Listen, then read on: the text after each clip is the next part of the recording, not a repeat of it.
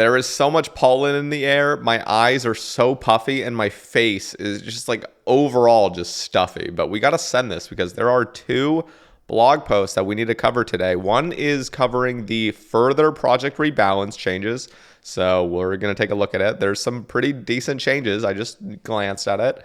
And then we're also going to be covering the brand new rewards from the Groot boss coming to Varlamore, that little Chinese dragon or the Aztec dragon. To be fair, you guys are right. I actually looked up Chinese dragon, then I looked up Aztec dragon, and it definitely is more of an Aztec dragon. Although I will say, if you look up Chinese dragon, they look pretty damn similar too. So, you know, Aztec dragon, though, that really is it. So, yeah, let's just go straight. Okay, I was about to say we're going to go straight into this. We're not. We're going to cover this bad boy first. So this is really going to help with my stuffiness, right? Surely. Ultra Peachy Keen. This is one that I literally thought we would have. Also, you guys, can I say literally? Can I say that? Like, it just comes out so naturally. I'm catching myself saying literally now all the time, and it's pissing me off because you guys keep saying that. Like, you know, when you just say certain things and you just don't even know that you're saying it. Yeah, literally is one of those things. So I'm sorry. I'm sorry, guys. Like, I don't do it intentionally. It's just, you know, language, and it's just you start saying words that feel fun to say, and then you say it all the time. So I'm really, really sorry, guys, but it's going to slip out. I'll try to be more conscientious about my literally usage because it's bad. It is bad. But as soon as I stop with that, there's going to be something else. And then as soon as I stop with that, it's going to be something else. So anyway, let's take a little sip. I didn't even open this in the thing, and I didn't woo. It's fucking over. Whatever. Let's drink this. Oh, yeah. There is 490% of your daily vitamin B12 intake here. So, yeah, 490%. I only need to drink a fifth of this, and we're good. That's a healthy diet. All right, so this is a really delicious drink. However, this is one of those flavors that I've overdone in the past. So I'm going to give it right now. This is very low for me, but I'm going to give it an 8.7. 8.7. Now, if I had never drinking this before and it was my first time, I would have been so over the moon because I remember the first time I drank this. It was insanity. It was so delicious. I would have probably given it like a 9.4, but right now it's an 8.7 just simply because the Ultra Sunrise, that orange one, it's more refreshing to me right now. I would prefer that over this right now. 8.7, very, very delicious. If you love Peachios, this is the one that literally tastes like liquefied Peachios. It is insane. I just caught myself again. God damn it. All right, let's get into this. Very delicious drink, though. Okay, further Project Rebalance, skilling, and Varlamore changes. Now, when I catch myself, you know, saying words that I don't need to be saying, as in like literally and like and all of those other things, I'm just not going to worry about it. I'm just silently in my mind, I'm going to be like, hey, remember, you're saying weird words again. Stop doing that. Changelog. Also, I got to stop with the lip smacking. Nobody's called me out on that, but I've noticed it myself. I'm getting so self-critical. You guys are really... Can you guys just keep it to yourselves so I don't have to think about it all the time about, you know, how annoying I am and how this... Okay, I'm sorry. Let's get into this. We're not going to look at the changelog. We're going to go straight to here. Project Rebalance skilling. We're back with further Project Rebalance changes this week, starting with our favorite skill, Slayer. Slayer. Players no longer need to cancel their current Slayer task to take on one they've left in storage. Instead, they've implemented a system that lets you swap existing tasks with stored ones. Know that the ability to swap tasks is locked behind a one-off fee of 1,000 Slayer points, although it will be free from then on. Thieving. We've improved the drop rates of medium, hard, and elite clue scrolls from gnomes, paladins, and heroes. We've also reduced the pickpocketing fail rate for these NPCs, so you'll have an easier time stealing from them overall. Ooh. I wonder if they've changed the XP rates per steal then, right? Well, I'll have to check it out. I can't remember what they were. Actually, you know what? Let me just go to the... I'm going to pull this up right now. I'm just going to go over to the Gnome Stronghold, or whatever this place is called, and just thieve a couple and just see what their XP rate is. Because I'm pretty sure I was getting like 192 or 198 thieving XP per thieving one of these guys. So let's just see what I get. 120. Okay. Wow.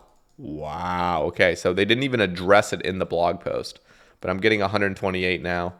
XP. I'm not even using the spell or the dodging. Oh my god, this is, look at this. Look at this.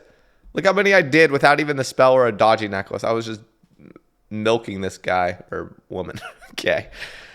Why did I say that word? All right, let's go over to the bank. Let's just resume our fletching. So this looks pretty good so far. It looks like they've significantly reduced the failing, and also I think the XP rates will probably remain around the same. Now let's continually cover this blog. I'm sorry, my client is like really wacky because I have to shove it in the corner of my monitors. So gnomes are now, they win from 1 in 200 for a medium to 1 in 150. Paladins from 1500 to 1000. I'll just straight up say you can go so much further on the paladins one. Okay, so I'm trying to think. Easy clue scrolls you get at a 1 in 50. I'm gonna just discount the CA's buff that it gives. I think it goes to like a 1 in 47 with all the CAs. But so let's just say triple. So gnomes are now triple, although you are failing. So that for a medium sounds reasonable. Paladins, honestly, that should go to like a 1 in 500. I'm not even kidding. It should go to a 1 in 500. Let me know if I'm going crazy. There are so many ways to get hard clues, and nobody's going to thieve a paladin if it's 1 in 1,000. Nobody's going to do it. It's just they're not going to, unless there's some other nice uniques, not even uniques, but a lucrative thieving table that you can be stealing from. Because if you're getting occasional hard clues, but also this really nice loot that's actually useful, that would be amazing. So honestly, Paladin should be 1 in 500. I'm not even going to lie. Heroes, straight up, should be like, the 1 in 1400 is great, but it could really actually just be 1 in 1,000. Now, they have actually made it so the fail rate's a little bit different. So this actually might be appropriate, 1400. Although I will say if this was just 150, 500, and 1,000, I think that would be even better. Now, I will just say this.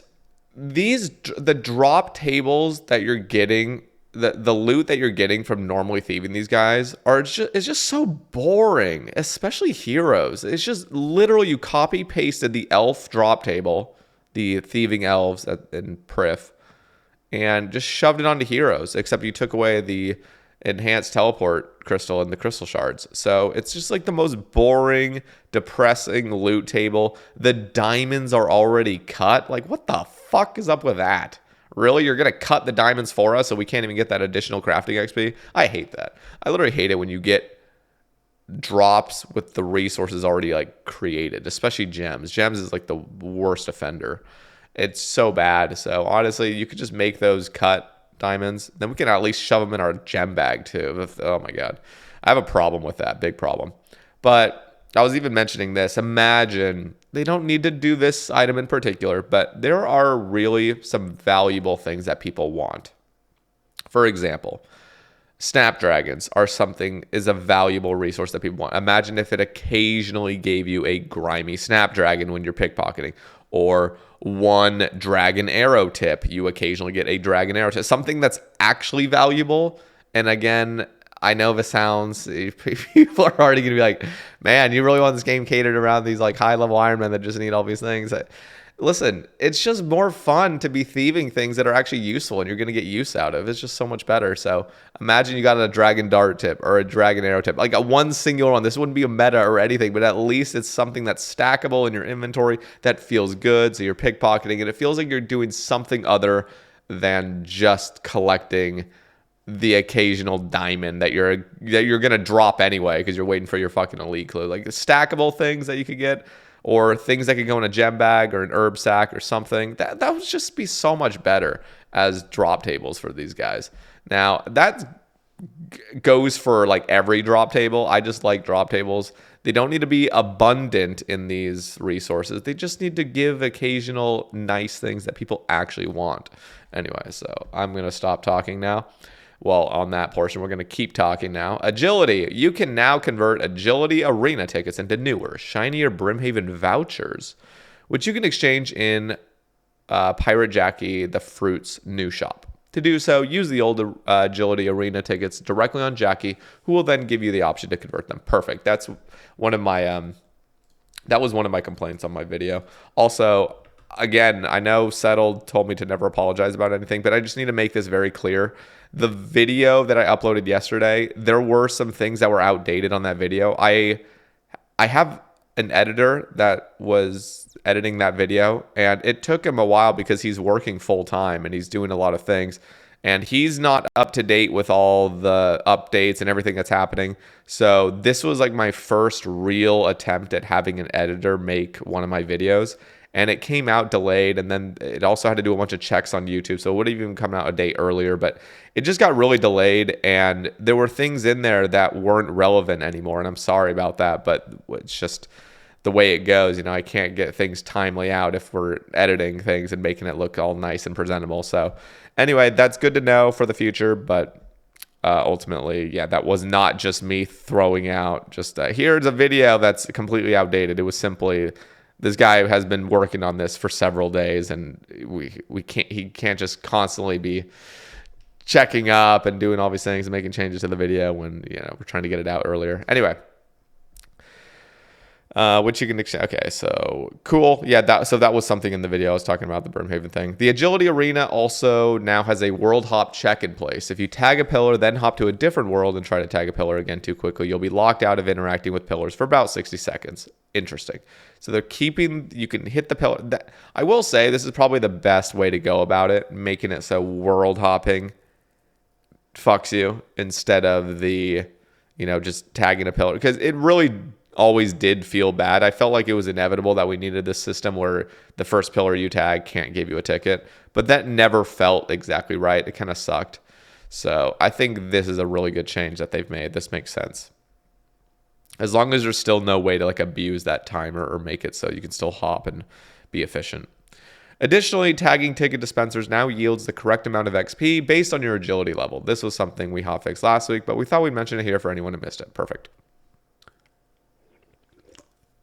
We've also removed fail points from the following agility obstacles: Canifus Rooftop Course Last Gap Jump, Ape Atoll Stepping Stone, and Climbing Down Tropical Tree. Perfect. Lovely. Lastly, we've altered the fence next to Taverley Tree Patch to allow easier access to the new shortcut. We've also fixed an issue where the Shiloh Village shortcut wasn't correctly checking for the right quest requirements. Oops. Yeah.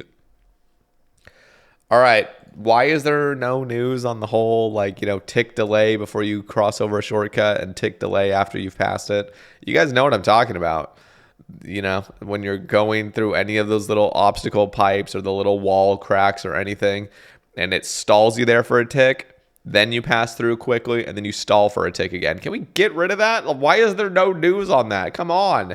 It's horrible. It feels so bad. It feels so bad doing that. Can we please get rid of that? If there's a singular JMod in here listening, can you bring that up to the top people and just change that? It just feels like such an easy change. It would make shortcuts feel even better. It just makes them feel quick and zippy and bouncy. I like the word bouncy. Makes them feel bouncy, not sticky. Mining. Since last week's update, we've noticed that players are achieving excessively large amounts of XP when mining sandstone and granite with the mining gloves. For now, we've simply prevented mining gloves from working in this circumstance, but we're actively discussing how best to balance this interaction in the future. We'll let you know if we decide to make further changes, but in the meanwhile, we'll be glad to hear your feedback on this point. So, I do have a little bit of feedback. There's several options to go down in regards to this. Now, what it was previously before the nerf is you would get 2 saves on both sandstone and granite, meaning you would get 3 total mines per rock, which almost all the time, there are occasions where, you know, you 2-tick the rock 3 times and boom, you're kind of having to wait around for a little bit for the next rock to respawn. But most of the time, especially if you're using a rune pickaxe, then all of the time you are mining a rock and then the other one respawns in time, just having 2 rocks adjacent to each other. So what they could do to not make it as OP, now I will say I don't know, like So I'll just say the first option. One of the options is just make the glove so it saves it once. So granite and sandstone only get one rock save. Because then what you're getting is you're still able to go to that spot, but you're going to be waiting around a little bit longer, just like another second or two after every rock's depleted, kind of waiting around, doing whatever.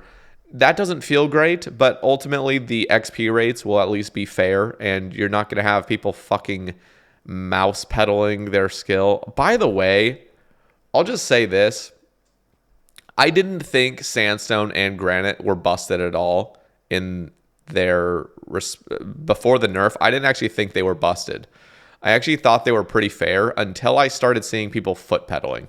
There needs to be something done about foot pedaling when it comes to being able to literally foot pedal dropping shit as well. I can understand being able to foot pedal and being able to constantly click on one thing if you aimed your camera well, but the fact that you can maneuver your inventory into where that rock is and just entirely glitch it so it just keeps flashing in and out, so you're dropping stuff and clicking without doing any other things. I'm seeing you're literally tapping your foot and you're dropping shit simultaneously with clicking rocks. That should not be the case. Like there needs to be some system that glitches out. Like if you're repeatedly opening your inventory and flashing it on and off and on and off and on and off, there needs to be some sort of system that prevents that after a few seconds. You cannot just be fucking flashing your inventory repeatedly. Now, I don't ultimately care. I'm not going to lose any sleep over this, but if that seemed to be the reason why people are freaking out, because you're having these fucking giga nerds setting up their client and they're always the people that are just so against Easyscape, yet they're the worst offenders when it comes to abusing their clients and making it so you're just fucking like min-maxing everything. So it is ironic but honestly, there needs to be a rule that you cannot be flashing your inventory repeatedly, dropping things and clicking things with one input, such as a foot pedal. So honestly, that should be a nice change. I wouldn't say you have to change, moving your inventory. I think people like the fact that you can maneuver certain interfaces in your game client now with RuneLight and other things. But that I feel like would solve everything, is just the inventory flashing where you're dropping things and clicking things with one input. That seems like it's breaking the rules. So make it so flashing your inventory repeatedly on and off starts kind of glitching over time. Like literally implement a glitch into the game that if you're doing that repeatedly and you're just flashing it on and off, that eventually just cuts out and it stalls, and so you're not able to just do one input. Because I am totally for if you want to foot pedal your rocks, that's fine, but you also need to be in charge of you dropping the things. So you have to interact with your client somehow other than just foot pedaling. So if you foot pedal for a little bit, boom, you fill up your inventory, now you drop everything, go back to foot pedaling, that's totally fine. But when everything's being done for you by one foot pedal and you're also getting 100k mining XP per hour, that's wrong. So anyway, I already thought it was fine. So one of the options is to make it so you only get one rock save per sandstone or granite. But I think in an ideal world, ideal case, just keep it as it was with the 2 saves. Maybe what you could do is drop the XP slightly with sandstone. Maybe even, just like a slight bit with sandstone. Maybe 10% or something just across the board, because it is a very easy to mine rock. The success rates are pretty high. And with granite, honestly, the chiseling granite makes so much sense when it comes to mining that. If we could turn that into granite dust to put on our cannonballs, that would be an amazing change. So anyway, there's a few other options. Some people's concerns is that you are not really interacting with the skill as much as you were previously to get the same XP rates or even higher. So, people kind of like the cycle of going to 3 different rocks. But, I'm still down for a gnome cube. Can we fucking introduce a gnome cube already? Dear God. But also keep in mind so if anybody at Jagex is listening, one of the biggest reasons why that 2 spot is now like super OP, or it was super OP before the nerf, was because it was also closest to the sand grinder. So if you had a if that 2 spot of sandstone was moved to a different position where a 3 spot is actually closer to depositing your sand. So, if 3 ticking the traditional way, preferably with a gnome cube, was actually closer to the sand grinder, and then there was an adjacent sand spot a little bit further away that had the 2 sandstones adjacent in a corner, then that would actually equalize a lot nicer, because now you have the option of doing the more efficient route that's actually going to give you more XP, or you can go down a little bit further and hit that 2 sandstone, but have a little bit longer of a run to deposit the sand, and that would actually equalize like really nicely, I think, in balances in balance terms. So again, there would be a lot of changes that would need to be made for the layout of that place and everything else. I'm kind of just talking at this point, so let's just move on. I'll make another video talking about this. I want to hear what Jagex is thinking and what other community members are thinking about this whole thing. So let me know down in the comments as well. By the way, down in the comments, also drop a like on the video if you're enjoying this. There's no way anybody's enjoying this. I'm just actually rambling my ass off. I gotta chill. In other mining news, as sound now plays when amethyst crystals fully deplete. And we've added a warning when trying to mine ore in Motherlode Mine when your sack is full. Actually, something just came to my mind again. There is a glitch. I wonder if Jagex is going to fix this. So the mining gloves have a glitch going on where if you're wearing expert mining gloves and you're trying to mine things that are, having that utility with the rock saves, you can't 3-tick correctly. You can't 3-tick rocks or 4-tick rocks with Slasher's Bark correctly. There's some glitch going on where you're mining, and then all of a sudden you'll just go on this massive streak of not getting anything. And it's like trying to recalibrate you getting back in a cycle. I don't know what's going on on the engine's end. I really do not know what's happening, but there's something that's glitching. So if Jagex can figure that out, so you're not being punished by wearing those gloves when you're trying to normally 3-tick, that would be nice. Because the follow-up to that is I would love to see it if expert mining gloves worked on gem rocks. I think having it work on gem rocks would be a really cool thing as well.